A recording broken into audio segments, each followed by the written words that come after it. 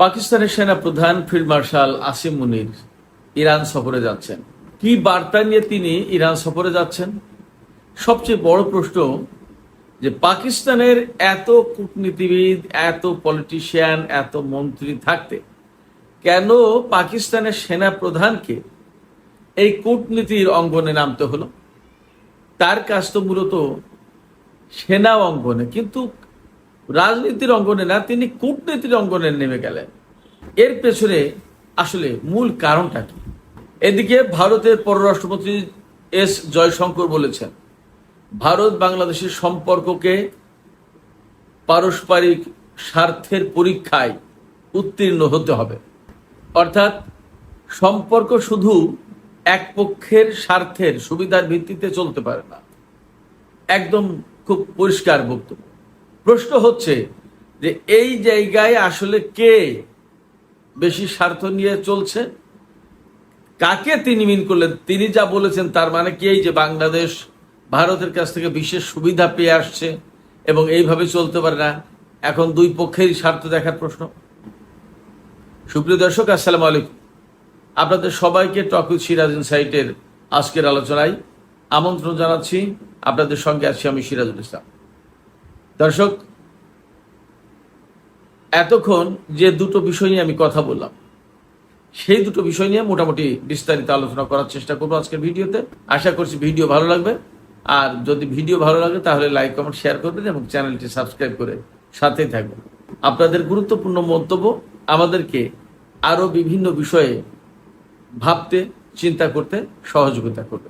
দর্শক, চলুন আমরা এবার বিস্তারিত আলোচনা করি। প্রথমেই যে আলোচনাটা করতে চাই সেটি হচ্ছে পাকিস্তানের সেনা প্রধান আসিম মুনির তিনি ইরান সফরে যাচ্ছেন। সোমবার 24 তারিখ আগস্টের তিনি ইরান সফরে যাবেন। শুধু তিনি একা যাচ্ছেন না, তার সাথে একটা বড় প্রতিনিধি দল থাকবে। সেই প্রতিনিধি দলের নেতৃত্ব দেবেন আসিম মুনির, ফিল্ড মার্শাল আসিম মুনির। এতক্ষণ পর্যন্ত বা এখন পর্যন্ত যা জানতে পেরেছি তাতে তিনি ইরান এবং পাকিস্তানের দ্বিপক্ষীয় সম্পর্ক, স্বার্থ সংশ্লিষ্ট বিভিন্ন বিষয় নিয়ে আলোচনা করবেন। দ্বিপক্ষীয় সম্পর্ক যাতে আরো বেশি জোরদার হয়, ঘনিষ্ঠ হয়, গভীর হয়, এই চেষ্টা তিনি করবেন। এই আলোচনা তিনি ইরানের কর্মকর্তাদের সাথে করবেন। এর পাশাপাশি এ তথ্যও জানা যাচ্ছে যে ইরান সফরকালে পাকিস্তানের সেনা প্রধান ফিল্ড মার্শাল আসিম মুনির ইরানের শীর্ষ পর্যায়ের কর্মকর্তাদের সাথে আলাপ করবেন, বৈঠক করবেন। তাতে ধারণা করছি যে তিনি ইরানের পররাষ্ট্রমন্ত্রীর সাথে বৈঠক করবেন, ইরানের স্পিকারের সাথে বৈঠক করবেন, IRGCর প্রধানের সাথে হয়তো বৈঠক করবেন, জাতীয় নিরাপত্তা পরিষদের সচিব মেজর জেনারেল মহসিন রেজাই তার সাথে হয়তো বৈঠক করবেন। তার মানে খুব গুরুত্বপূর্ণ ব্যক্তিদের অনেকের সাথেই তিনি বৈঠক করবেন। এখন এই প্রত্যেকটা জায়গায় কি তিনি ইরান এবং পাকিস্তানের মধ্যে সম্পর্ক জোরদার করার বিষয় নিয়ে কথা বলবেন, নাকি আরো কিছু বিষয় নিয়ে কথা বলবেন? এই ব্যাপারে ইরানের পররাষ্ট্র মন্ত্রণালয়ের মুখপাত্র ইসমাইল বাকাই, বেশিরভাগ লোকজন বাংলাদেশের তারা ইসমাইল বাঘাই বলে, কিন্তু আসলে তার নাম ইসমাইল বাকাই। ইসমাইল বাকাই জানিয়েছেন পাকিস্তানের সেনা প্রধান ইরান সফরের সময় দ্বিপক্ষীয় সম্পর্ক জোরদার করা, গভীর করা, ঘনিষ্ঠ করার বিষয়ে আলাপ আলোচনার পাশাপাশি তিনি আরো কিছু বিষয় নিয়ে আলোচনা করবেন। সেই বিষয়গুলো হচ্ছে ইরান এবং আমেরিকার মধ্যে যে যুদ্ধ চলছে, যে দ্বন্দ্ব, সংঘাত এবং এখন অচল অবস্থা, এই বিষয়গুলো নিয়ে তিনি কিছু কথা বলবেন। কি কথা বলবেন তিনি? আমার কাছে ধারণা যেটা হচ্ছে সেটা হলো এই, ডোনাল্ড ট্রাম্প ইরানের বিরুদ্ধে পরমাণু বোমা হামলা চালাবেন তার পরিকল্পনা করছেন, সে খবর আমরা পেয়েছি, সে খবর সারা বিশ্বে প্রচারিত হয়েছে। ইরান ভয় পায়নি। ইরানের বিরুদ্ধে আমেরিকার সামরিক হামলা চালাবেন বলে হুমকি দিয়েছেন, তাতে ভয় পায়নি। ইরানের উপর সামরিক হামলা চালিয়ে দিয়েছেন, তাতেও ভয় পায়নি। ইরানের বিরুদ্ধে হামলার জন্য কি বিরাট বিশাল বড় বড় জাহাজ, যুদ্ধ জাহাজ, সাবমেরিন, ডেস্ট্রয়ার, করভেট, কত কিছু নিয়ে এসছে। এরপরে বিশাল বিশাল রিফুয়েলিং ট্যাঙ্কার, সামরিক পরিবহন বিমান, আরো কত কিছু। যুদ্ধ শুরুর আগে তো একবার প্রচার করা হলো যে ঝাঁকে ঝাঁকে লাখে লাখে মার্কিন মেরিন সেনা নামছে মার্কিন কমান্ডো সেনা নামছে, মার্কিন স্পেশাল ইউনিটের লোকজন নামছে ইরানের বিভিন্ন দ্বীপে, ইরানের ভূখণ্ডে বা মধ্যপ্রাচ্যের বিভিন্ন দেশে। এরা স্থল অভিযান চালিয়ে একদম ইরানকে তছনছ করে দেবে। এইরকম কত কথা আমেরিকার পক্ষ থেকে বলা হয়েছে, পশ্চিমা গণমাধ্যম থেকে বলা হয়েছে, মার্কিন সামরিক বাহিনীর পক্ষ থেকে হুমকি ধামকি কত কিছু করা হয়েছে। এর কোনো কিছুকেই তোয়াক্কা করেনি ইরান। তার বক্তব্য একটাই, পারলে কিছু করো, আমরাও পারলে কিছু করব। অর্থাৎ আমেরিকা তুমি যদি মনে করো যুদ্ধ শুরু করবে, করো, আমরাও যুদ্ধ করব। তুমি যা করতে চাও আমরা তাতে রাজি। ইরানের বক্তব্য ছিল যুদ্ধ শুরু করেছে, ইরান যথারীতি জবাব দিয়েছে এবং যথেষ্ট ভালো জবাব দিয়েছে, আমরা তা দেখতে পাচ্ছি। এখন আমেরিকা তার যুদ্ধ জাহাজ আব্রাহাম লিঙ্কন, জেনারেল ডারফোর্ড কিভাবে ক্ষতিগ্রস্ত হয়েছে তা কম বেশি গণমাধ্যমের কল্যাণে, বিশেষ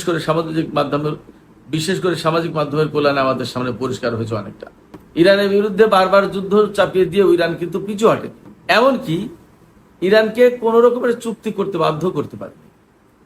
হরমুজ প্রণালী খুলে দেওয়ার জন্য বহু চাপ সৃষ্টি করেছে, কিছু হয়নি, ক্রমে আরো বেশি শক্ত হয়েছে।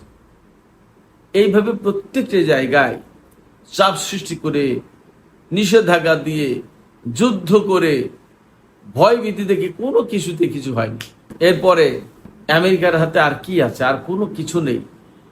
আর এমন কোনো হাতিয়ার, এমন কোনো উপায় নেই যা দিয়ে ইরানকে নতজানু করতে পারবে। এই অবস্থায় মার্কিন প্রেসিডেন্ট ডোনাল্ড ট্রাম্প এই যুদ্ধ থেকে বেরিয়েও যেতে পারছে না, যুদ্ধ চালাতেও পারছে না, যে অবস্থায় সেই অবস্থায় রাখতে পারছে না। কারণ এই অবস্থায় থাকলে হরমুজ প্রণালী বন্ধ। যুদ্ধ চালালে মার্কিন সেনাদের প্রাণ এবার ব্যাপকভাবে হানি ঘটবে। যুদ্ধ না চালালে আমেরিকা ইরানের কাছে ব্যাপকভাবে মান অপমান, অপদস্থ হয়, মান সম্মান সব যায়। উপায় কি? পথ কি? বের হওয়ার কোনো পথ নেই। ইরান এমন ভাবে আটকে দিয়েছে, আমেরিকার সামনে আর বের হয়ে যাওয়ার কোনো পথ নেই। না যুদ্ধ, না চুপ থাকা, না ইরানকে আত্মসমর্পণ বা কোনো চুক্তিতে বাধ্য করা। এই অবস্থায় আসিম মুনিরের সাথে ডোনাল্ড ট্রাম্পের একটা ভালো সম্পর্ক আছে বলে শোনা যায়। ট্রাম্পও দাবি করেন, আসিম মুনিরও দাবি করেন, বিশ্বের অনেকেই বলে।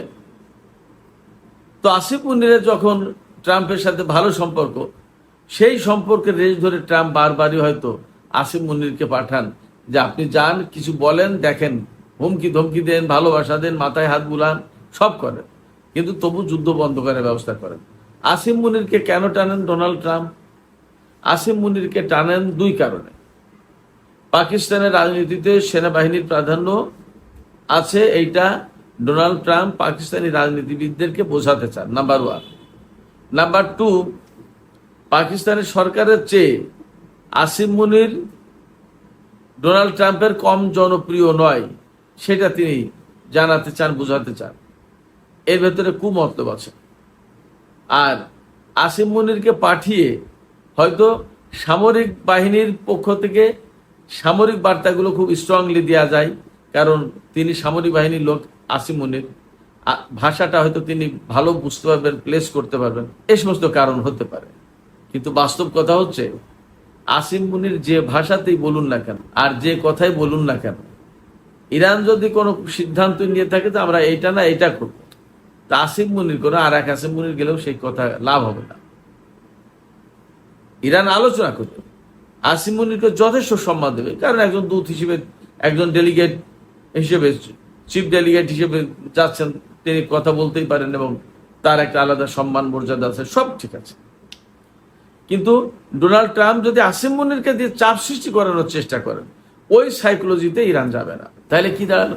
তাহলে দাঁড়াচ্ছে ডোনাল্ড ট্রাম্প যদি নিয়তে, খারাপ নিয়তে যদি আসিম মুনিরকে পাঠান, তাহলে এর কোনো রেজাল্ট হবে না ইরানের কাছ থেকে। আর যদি আসিম মুনিরকে দিয়ে কোনো অনুরোধ উপরোধ করাতে চান, সেই অনুরোধ হয়তো ইরান শুনবে, বাট কি করবে সেটা বৃহত্তর সিদ্ধান্তের আলোকে হবে, এককভাবে হবে না। সেক্ষেত্রে আসিম মুনির নতুন করে, আমি নিশ্চিত যে আমেরিকার পক্ষ থেকে কোনো বার্তা নিয়ে ইরানের কাছে যাচ্ছেন, কিন্তু আসিম মুনিরের এই বার্তা কতদূর কি হবে আমি জানি না। এই বার্তাটা আমার ধারণা যে নতুন করে আবার আলাপ আলোচনা শুরু করতে এবং কূটনৈতিক প্রক্রিয়া শুরু করতে। ইরান তো একই কথা বলবে। যদি ব্যাপারটা তাই হয়, ইরান একই কথা বলবে, তো আমরা তো কূটনীতির ভিতরে ছিলাম, আছি, আসো, ইসলামাবাদ সমঝোতা স্মারক যেটা সই করেছে সেটা মেনে নিক, ডোনাল্ড ট্রাম্প হরমুজ প্রণালী থেকে ব্লকেট তুলে নিক, ডোনাল্ড ট্রাম্প মধ্যপ্রাচ্য অঞ্চল থেকে সামরিক শক্তি সব তুলে নিক, সেনাদেরকে প্রত্যাহার করে নিক, লেবাননে, গাজায়, সব জায়গায় যুদ্ধ বন্ধ করুক, আলোচনা তো শেষ। যখনই এই কথা বলবে তখন আবার ডোনাল্ড ট্রাম্পকে মাথা হাত দিয়ে বসে থাকতে হবে, দেখে কোন বিপদে পড়লো, ইরান তো কোনো কথাই শোনে না। ফলে আসিম মুনির যত মিশন নিয়ে যাক না কেন, ডোনাল্ড ট্রাম্প যতক্ষণ পর্যন্ত না আত্মসমর্পণের কিংবা পরাজিত হয়েছেন এই ধারণা, এই ফিলিংসটা ভেতরে না নিতে পারবেন, ততক্ষণ পর্যন্ত ইরানের সাথে তার মীমাংসার কোনো পথ আমি দেখি না। সুপ্রিয় দর্শক, আলোচনা বেশি লম্বা করবো না, আর একটা প্রসঙ্গ আলোচনা করে আজকের এই ভিডিও শেষ করব। সেটি হচ্ছে, ভারতের পররাষ্ট্রমন্ত্রী এস জয়শঙ্কর বলেছেন যে বাংলাদেশ এবং ভারতের যে সম্পর্ক, সেই সম্পর্কটা মিউচুয়াল ইন্টারেস্ট বা পারস্পরিক স্বার্থের পরীক্ষায় উত্তীর্ণ হতে হবে, পাশ করতে হবে। তিনি এই বক্তব্য দিচ্ছেন, তিনি তো, তার এই বক্তব্যের মানে এই না যে ভারত এই পরীক্ষায় ফেল করেছে, তার বক্তব্যের মানে হচ্ছে ভারত পাশ করেছে, বাংলাদেশকে পাশ করতে হবে। আমি একদম পরিষ্কার করে বলি, বাংলাদেশের সরকার ভারতের কাছে এই পরীক্ষা দেওয়ার জন্য বসে নেই, বরং ভারতকে বাংলাদেশের কাছে পরীক্ষা দিতে হবে, এটা ফ্যাক্ট। কারণ গত 15-16টা বছর বাংলাদেশের কাছ থেকে ভারত কি নিয়েছে সেটা পলাতক প্রধানমন্ত্রী শেখ হাসিনার মুখ থেকে বেরিয়েছে, সেটাই যথেষ্ট। তিনি বলেছিলেন ভারতকে আমরা যা দিয়েছি তা তারা মনে রাখতে বাধ্য হবে, মনে রাখবে। এমনকি বাংলাদেশ ট্রানজিটের আওতায় যে বাংলাদেশ তার নদী বন্দরগুলো ব্যবহার করতে দিয়েছিল, তার জন্য পয়সা পর্যন্ত নেয়। বাংলাদেশ থেকে বাংলাদেশের সমস্ত নিত্য প্রয়োজনীয় জিনিস ভারত থেকে আমরা আমদানি করেছি। এগুলো ভারতের স্বার্থ দেখার প্রশ্ন না। ভারত গত 15-16 বছর যেভাবে বাংলাদেশের ভেতরে হস্তক্ষেপ করেছে, পৃথিবীর আর কোথাও ভাবে পারবে? আর কি চায় তারা? আমাদের সাথে যে সমস্ত সংকট, সেই সংকটগুলো কি একটাও আমরা তৈরি করেছি? প্রত্যেকটা সংকট ভারত তৈরি করেছে। তারপরেও তারা বলে যে পারস্পরিক স্বার্থের পরীক্ষায় উত্তীর্ণ হতে হবে, আমরা পরীক্ষা দিতে যাব না। পরীক্ষা দেওয়ার প্রশ্ন, পরীক্ষায় পাশের প্রশ্ন ভারতের জন্য। এই প্রশ্ন কেন এসছে? ওই যে শেখ হাসিনার প্রত্যর্পণ, বাংলাদেশের প্রধানমন্ত্রী জনাব তারেক রহমানের ভারত সফর, এই সমস্ত প্রসঙ্গে বাংলাদেশ যে অবস্থান নিয়েছে এবং যে কাজগুলো করতে যাচ্ছে, তাতে ভারত রীতিমতো পাগল হয়ে যাওয়ার উপক্রম। তাদের মাথা খারাপ হয়ে যাচ্ছে। মক্কা জোটে যদি যোগ দেয়, এটা ভারতের জন্য ভয়ঙ্কর একটা সংকটের কারণ হবে। সৌদি সফরে যদি যায়, ভারত সফরে না গিয়ে, এবং মক্কা জোটে যদি যোগ দেয়, তাহলে কিন্তু ভারতের চাওয়া পাওয়ার সম্পূর্ণ বিপরীতে গিয়ে বাংলাদেশ সেই কাজ করবে। শুধু মক্কা জোটে যোগ দেওয়াটাই শেষ কথা না, এই জোটের অত্যন্ত গুরুত্বপূর্ণ একটা সদস্য রাষ্ট্র হচ্ছে পাকিস্তান, তার সাথেও বাংলাদেশের সামরিক সম্পর্ক তৈরি হতে যাচ্ছে। ফলে ভারতের জন্য বড় রকমের সংকট। এই সংকট থেকে বাঁচার জন্য তারা খুব দ্রুত তারেক রহমানকে ভারত সফর করাতে চান, এবং এই সমস্ত সংকট যাতে তৈরি না হয় সেই ব্যবস্থা করতে চান। তারেক রহমানের উপর চাপ সৃষ্টি করতে চান, অনুরোধ করতে চান, উপরোধ করতে চান, যাই বলে। কিন্তু বাংলাদেশ একটাই বক্তব্য দিয়েছে, স্বাধীন দেশ, সার্বভৌম দেশ, স্বাধীন পররাষ্ট্রনীতি অনুসরণ করবে।